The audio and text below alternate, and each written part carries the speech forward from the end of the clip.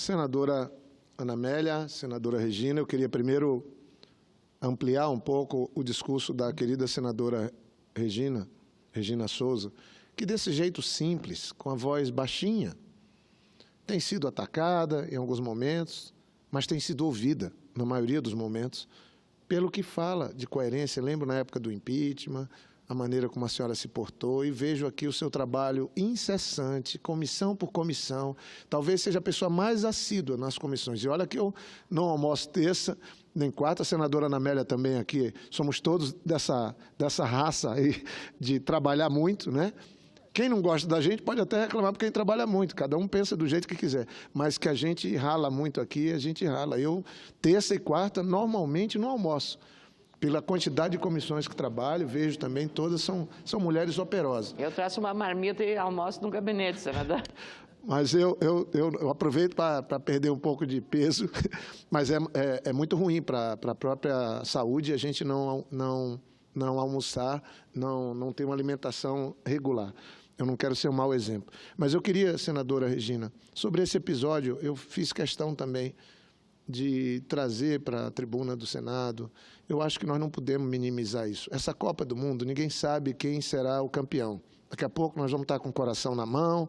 Eu já dei uma corridinha hoje cedo no parque, para ver se a gente ajuda o Brasil a suar a camisa. Eu fui suar minha camisa hoje cedo. A Copa tem muitas surpresas. A Argentina quase foi eliminada ontem, a Alemanha quase foi eliminada também, criando vexame, a Espanha também. Tomara que o nosso país não passe vexame hoje. Vamos estar na torcida.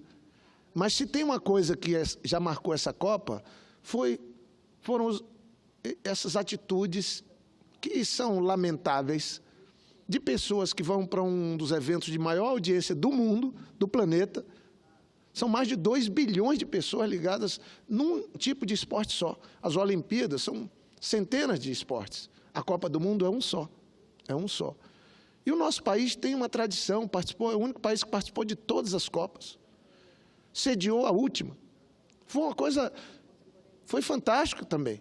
Tivemos problemas, sim, mas agora uma coisa marcante nessa Copa na Rússia foi o comportamento machista de alguns torcedores. Torcedor sempre fez de torcedor dentro do campo.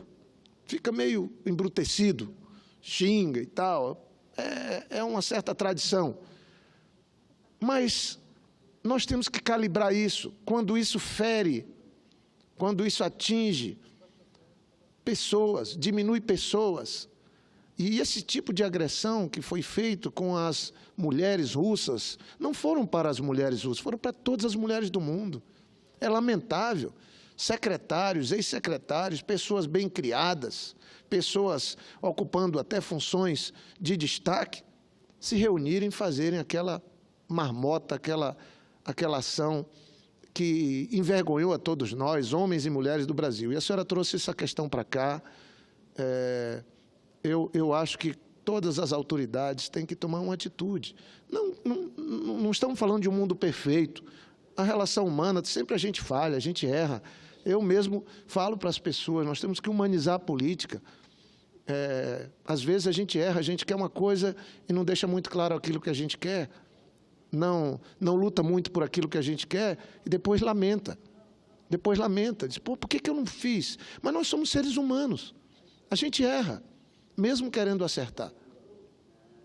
E eu vejo que está assim, tem que ser um senso comum. Algumas questões vinculadas à relação homem e mulher não podem seguir como antes. Se tinha música lá atrás que era feita assim, era o século passado. Agora, essas atitudes são medievais.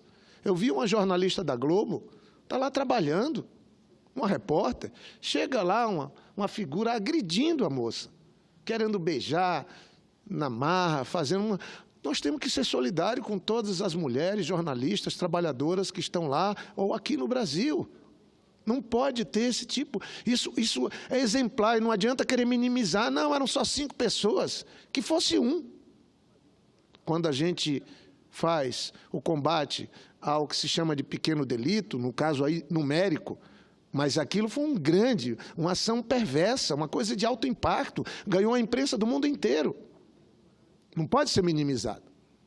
Então, fica aqui minha solidariedade à senhora, que também tem sofrido, inclusive, discriminação, por conta da sua origem, da sua maneira de ser, pelo fato de ser mulher, de representar o povo negro desse país, por representar as minorias desse país, ter coragem de falar aqui em defesa dos que não têm voz, dos que não podem.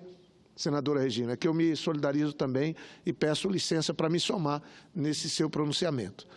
No mais, eu queria, senadora Ana Amélia, que preside a sessão, me referir a uma audiência que, lamentavelmente, eu cheguei atrasado hoje, sobre mobilidade, exatamente na Comissão de Direitos Humanos, onde a senadora Regina preside e o senador Paulo Paim Operoso é o vice-presidente. Da maior importância, nós acabamos de ter a greve dos caminhoneiros. Esse nosso país, eu participei ontem de um debate sobre o sistema modal brasileiro de transporte, que é a mesma coisa. Nós temos que atuar nas cidades e também pensar um modelo de transporte desse país que não siga nessa linha equivocada de um modelo centralizado no transporte rodoviário, num modal só. O Brasil tem as hidrovias. Nós temos que pensar o transporte aéreo. O Brasil precisa tomar uma decisão de estabelecer como a maior das prioridades o transporte ferroviário, seja urbano, seja para carga. Ontem eu discutia que a China veio aqui firmar um acordo com a presidente Dilma de 53 bilhões de dólares, envolvendo Peru, Argentina e Brasil. E o que é que os chineses querem? Financiar uma ferrovia que saia do Atlântico, que já tem boa parte feita, chegue até o Mato Grosso, e do Mato Grosso siga para Rondônia, passe pelo Acre e vá até a costa do Pacífico. Sabe para quê? Para não ter que depender exclusivamente do canal do Panamá, para não ficar numa relação de dependência da influência americana. E aí, esse projeto fantástico, hoje não tem endereço em Brasília. Não tem ninguém tratando da ferrovia. Eu sou um dos coordenadores da Frente Parlamentar, com mais de 200 parlamentares que apoiam a ferrovia. Veja a greve dos caminhoneiros. Veja o custo dos combustíveis. Os brasileiros todos foram levados por nosso governo. Vamos ser claros, incentivados com isenção fiscal para ter o seu carrinho. Brasília mesmo. Todo mundo no seu carrinho. Agora as pessoas têm um carrinho e não têm dinheiro para combustível. Mas não é só isso. Agora as pessoas têm um carrinho, têm um combustível, mas não andam por conta do engarrafamento. E o que é isso? É a falta de uma política de mobilidade urbana para o nosso país adequada. Não há hipótese de Brasília, de qualquer cidade, capital, cidade de referência, cidade polo no Brasil, funcionar sem um sistema de transporte de massa. Eu conheço bem esse assunto. Eu fui prefeito, implantei a primeira grande modificação no município de Rio Branco, mas eu fui atrás de especialistas. Peguei o Nazareno, lá do Rio Grande do Sul, um dos maiores especialistas nesse tema.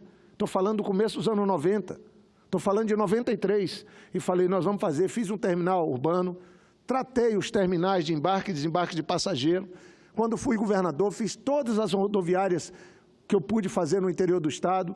O ex-prefeito Raimundo Angelim, conversando com a gente, fez uma grande e fantástica rodoviária em Rio Branco, porque nós tínhamos uma preocupação de ter um transporte de massa. Mas sabe qual é o maior pecado do Brasil, quando se fala de transporte de mobilidade urbana? Eu que sempre defendi construção de ciclovias. A primeira ciclovia do Acre foi feita na minha administração, na Prefeitura de Rio Branco. Como governador, foram dezenas de quilômetros. Rio Branco hoje é a cidade do Brasil que mais tem ciclovia, a capital do Acre, feita por nós, resultado de um trabalho nosso. E voltando à mobilidade, o maior problema que nós temos no Brasil hoje é que o Brasil adotou uma política de deixar na mão, a cargo e na responsabilidade de financiamento de todo o sistema de transporte, o preço da passagem. Ou seja, o usuário brasileiro, o mais pobre, o que pode menos, é ele que comprando a passagem do ônibus, do metrô ou do trem, é ele que financia o sistema de transporte. Sabe quantos países, quantas cidades no mundo adotam esse modelo? Nenhuma. Não tem nenhuma importante cidade com um bom sistema de mobilidade que adota essa política de a passagem, o preço da passagem financia o sistema. Ao contrário, for para Londres, mais de 50% do custo do sistema de transporte e de mobilidade em Londres é bancado por subsídios. E menos da metade é por quem compra o bilhete. Senão, não tem sentido. Por que Londres faz isso, Paris faz isso, Barcelona faz isso, Madrid faz isso, Lisboa faz isso?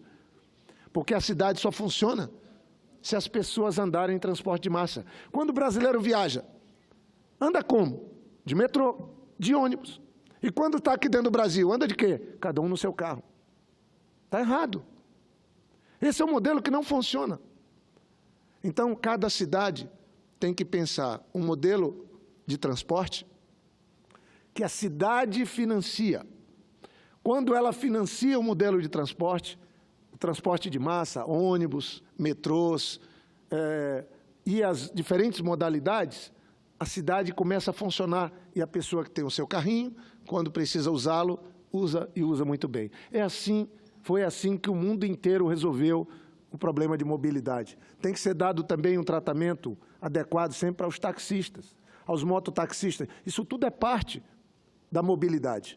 Eu gosto muito dessa área, trabalho sempre com ela, porque as nossas cidades vão piorar do ponto de vista da mobilidade. Eu não sei, mas eu queria aqui deixar um dado, senador, presidente Zé Medeiros. As pessoas não sabem, mas eu trago um dado que eu queria ter colocado no debate hoje. Vocês têm noção quantos carros tem por habitante no Brasil? O número que se usa para medir número de carros por população é de 1.000. Então, para cada 1.000 habitantes no mundo, faz-se uma conta quantos carros tem. Vamos começar pelos Estados Unidos. São 1.000 carros, para cada 1.000 americanos, tem 750 carros. É um número assustador. Então, para cada 1.000 americanos, tem 750 carros. É quase um carro por pessoa, nos Estados Unidos. Quando você vai para a Europa, por exemplo, Portugal, tem 500 carros para cada 1.000 habitantes. Portugal. Na China, é uma população de 1 bilhão, e na Índia, é em torno de 50 carros para cada 1.000 habitantes. E no Brasil? No Brasil, senador Zé Medeiros, que preside essa sessão, são 200 carros para cada 1.000 brasileiros. O que eu estou querendo afirmar aqui, preparem-se, moradores de Brasília, nós vamos dobrar o número de carros nas cidades. As cidades aguentam? Nós aguentamos? Porque as vias não se multiplicam. Para ser menos do que Portugal. Portugal são 500 para cada 1.000 habitantes. Vamos pegar que o Brasil tem menos condição do que Portugal. E eu estou passando só 400. 400 carros para cada 1.000. Ora, 400 vai ter que dobrar o número de carros hoje andando nas cidades. Não tem problema de dobrar o número de carros. Se a pessoa tem um carro para passear no fim de semana, para viajar, para visitar um amigo, ou até para alguma outra coisa que a pessoa precisa fazer. Eu não estou discutindo isso. Eu estou discutindo é que cada um que vem para Brasília trabalhar aqui no Senado, cada um vem no seu carro. Você pega, o planeta não aguenta esse modelo. Ele é insustentável. Você pega algo de quase 3 toneladas, um carro, 2,5 toneladas para carregar 70 quilos. Quanto de energia, quanto de matéria-prima? Aí alguém vai dizer, mas gerou emprego. Mas esse modelo é insustentável. Por isso que está vindo o carro elétrico. Sabe quantas peças tem num carro que gera emprego hoje? Perto de 6.000 peças tem num carro. Componentes, 6.000. Sabe quantas tem num carro elétrico? Perto de 500. Não tem motor o carro elétrico. Você abre o capô, não tem nada. Abre o bagageiro, também não tem nada. O motor é na roda. Então, de 6.000 peças, nós vamos ter um carro com 500, 600 componentes. Então, vai fechar um mundo de indústrias de base. Mas, por outro lado, vai se gastar menos energia para se fazer um carro. Qual é a solução, então? Solução, nós trabalharmos a mobilidade. Tem cidades na Alemanha que eles estão proibindo o uso de carro na cidade. Fazem estacionamento no entorno da cidade, todo mundo deixa seus carros lá, e dentro é a pé, de bicicleta, no transporte coletivo, no transporte público. E aí, quando querem viajar, fazer alguma coisa, pega o carro, porque não é necessário. É tão eficiente o transporte. E, para mim, é tão eficiente o transporte que dispensa, por exemplo, a pessoa ter que sair sozinho. E como é que fica esse negócio de estacionar? Na Europa, por exemplo, as pessoas já não andam dirigindo o carro porque não tem onde estacionar. É caro, é um problema. Aqui em Brasília não é diferente. Então, se nós trabalhássemos a mobilidade prioritariamente, isso é fundamental. E a última coisa é o transporte rodoviário. É impraticável um país ter 230 milhões de toneladas de grãos. E eu digo, isso não é nada. Os Estados Unidos têm mais de 300 milhões de toneladas de milho. Toda a produção de grãos do Brasil não alcança a produção de milho dos Estados Unidos. Então, o Brasil ainda vai crescer e muito. Vai dobrar a produção para passar da Europa, que tem uma produção de grãos, acho que perto de 300 milhões. O Brasil vai passar a Europa e depois vai mirar os Estados Unidos. Mas a China está indo para a África, está indo para a Ásia, para o centro da Ásia, para produzir soja. E eu não tenho dúvidas que a Embrapa, os nossos produtores, os nossos agricultores familiares, jamais vão deixar o Brasil para trás com o avanço tecnológico que nós temos, com a capacidade de aumento da produtividade que o Brasil tem. Mas tem um problema para a soja, para os grãos brasileiros concorrer com o da China. Sabe qual é? Mobilidade. De novo, a logística de transporte. Nós perdemos feio, $30 por tonelada a mais, só porque fizemos a opção do transporte rodoviário. Isso é um equívoco. Pode, Vossa Excelência lá do Mato Grosso, pode inventar um 63, um 66, um 69, aquilo não vai resolver nada. Hoje é um atoleiro e não vai resolver, vai botar um caminhão atrás do outro, não vai resolver nada. Era melhor estar todo mundo trabalhando para fazer a ferrovia. Não tenha dúvida. Pode demorar um pouco, a China é campeã de fazer a ferrovia. Eu passei 15 dias o ano passado lá.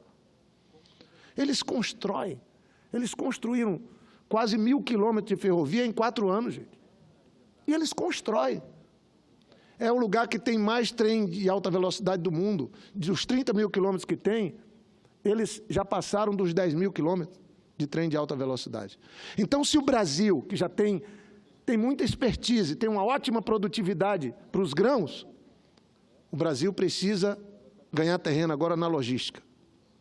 Na logística. Por isso que eu defendo a ferrovia, que é fruto de um acordo assinado pela presidente Dilma com o presidente Xi Jinping, de construir a ferrovia, saindo para o porto. E tem gente que é contra, porque acha que vai concorrer com Belém, com os portos que nós temos. Não vai, porque o Brasil vai ter que dobrar a produção de grãos. Vai ter grão para todo o porto. Tudo vai ficar pequeno. Fiquem certos. Então, eu queria aqui dizer da importância desse debate que tivemos hoje sobre mobilidade urbana e do debate que tivemos ontem sobre a logística de transporte que eu participei, lá na Comissão de Infraestrutura, presidida pelo senador Assis. E dizer que as minhas emendas que eu apresentei foi pensando o Acre. Nós estamos lá na Amazônia, sem pedra, todo ano tendo que recuperar a BR-364. Uma fortuna todo ano. Pode mudar os governos que quiserem, mas vão ter que gastar fortuna para que a estrada não feche, a BR-364, que é tão importante para nós. O mesmo na 317. É uma vergonha. E aí, se nós tivermos um outro modelo que venha a ser complementar, um modal de transporte, de ferrovias, de hidrovias, de apoio e prioridade também para o transporte aéreo, para transporte de passageiro, o Brasil vai se acertar. Então, planejamento, montar uma estratégia nova de transporte para esse país é muito fundamental. Era isso que eu queria trazer aqui, senadora Ana Amélia, obrigado pela compreensão do tempo, e eu agradeço a todos que nos acompanharam pela Rádio e TV Senado, e agora, coração na mão, Força Brasil. Tomara que o Neymar hoje esteja mais tranquilo, mais sereno e alegre, põe um sorriso na cara e põe aquele talento que só ele e alguns poucos do mundo têm, como Cristiano Ronaldo, Messi e alguns poucos outros, e ele põe aquele talento a toda prova. Se ele fizer isso, o Brasil vai ganhar de pelo menos 3-1. Tomara que isso aconteça, porque todos nós temos que estar unidos na fé e na força de ver essa seleção dos melhores jogadores, nos melhores clubes do mundo, hoje vão estar jogando para nós e por nós e pelo nosso país. Força, Brasil!